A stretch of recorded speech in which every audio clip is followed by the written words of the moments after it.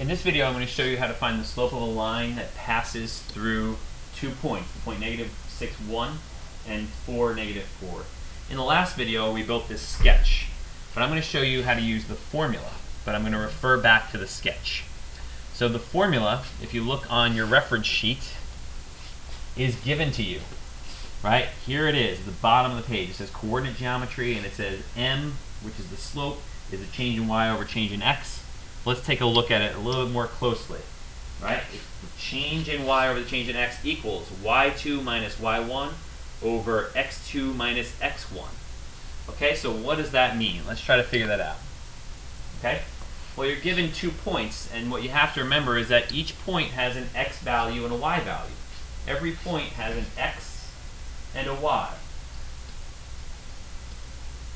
Right? So if I think about my 2 points that are given to me as point 1, which is -6, 1, and point 2, which is 4, -4. Now that's where the y1 and y2 come from, or x1 and x2. We're looking at the x value for point 1 is -6, and the y value for point 1 is 1. So if we look at our formula, the slope equals the change in y over the change in x.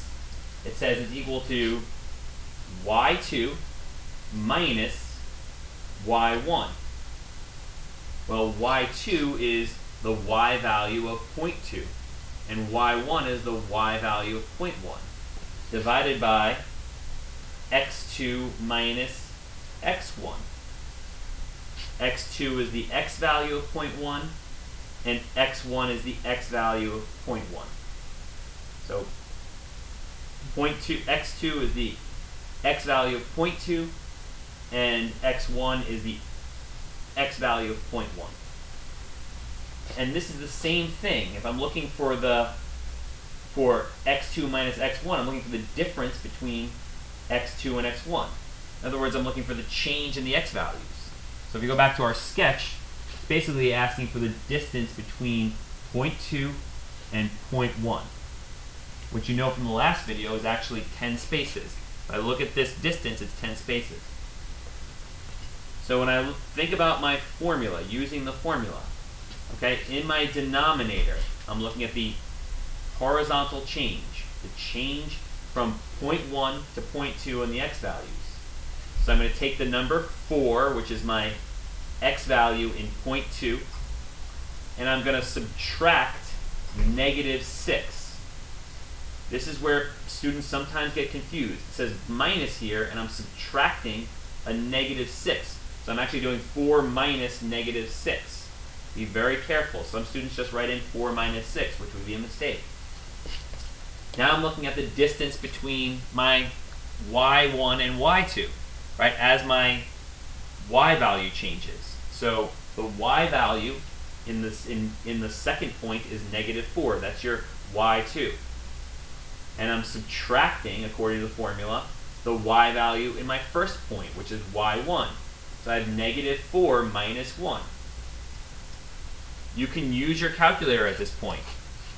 It's okay to go back, okay, as long as you enter things incorrectly.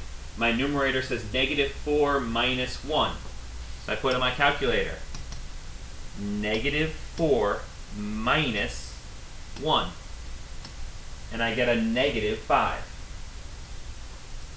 And if you look back to your sketch, this makes sense because I'm moving from this point to this point. I'm going down 5 spaces. So that's the change in my y value. Then I look at my my x2 minus x1, and that is 4 minus -6. And I get a value of 10. Because when I subtract a negative, it's the same thing as adding 4 plus 6. Now I can simplify. You should always simplify your fraction to guarantee you get your maximum points. I just put -5 divided by 10, and I hit enter, and I get -0.5, and I want to put it in simplest fraction form. I hit math, frac, so I can hit the number 1 or enter, and then enter again, and I get my slope of -1/2. So the answer to this question is the slope is equal to -1 over 2.